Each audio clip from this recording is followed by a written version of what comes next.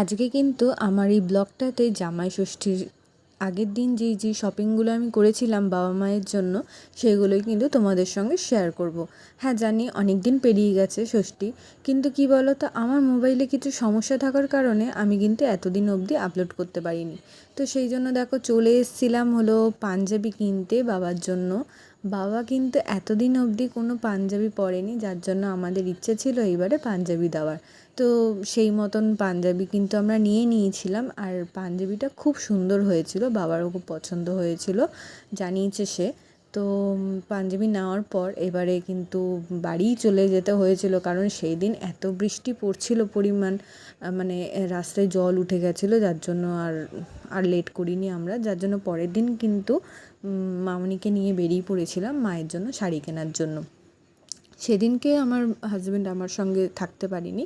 তো এবার দেখো শ্রীনিকেতনে আমি চলে এসেছিলাম। তোমরা জানোই শ্রীনিকেতন মানেই এত শাড়ির পাহাড় আর কি।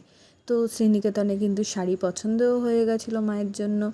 তো এবার আর এই শাড়িটা কিন্তু আমার খুব পছন্দ হয়েছে, কারণ এত কমফোর্টেবল শাড়িটা আর এত সফট যে কেউ ক্যারি করতে পারবে, আর কালারটাও খুব সুন্দর।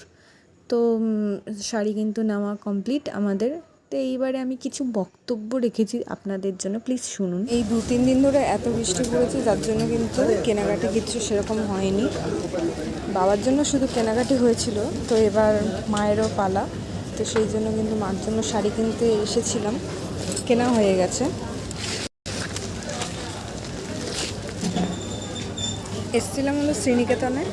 সবাই জানো আমাদের সোদপুরে কিন্তু ফেমাস দোকান বলতেই মানে এইটা, এত ভ্যারাইটি আছে এই দোকানে, একটা ছেড়ে একটা, চোখ ধাঁধিয়ে যায়।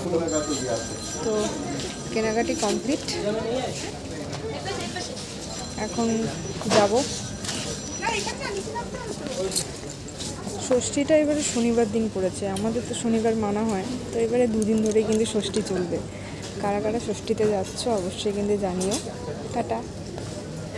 কেনাকাটি শেষ করেই কিন্তু আমরা খাবার যেখানে মানে পাওয়া যায় আর কি সেখানে চলে গেছিলাম, কারণ হচ্ছে আমরা বেরিয়েছি বিকেল থাকতে, কিন্তু রাত্রি হয়ে গেছিলো এতই যে পেটের মধ্যে ছুঁচোগুলো এদিক ওদিক করে দৌড়াচ্ছিলো।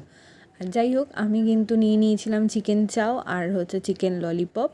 তো আমার কিন্তু চিকেন চাউটা বেশ ভালোই লেগেছিলো।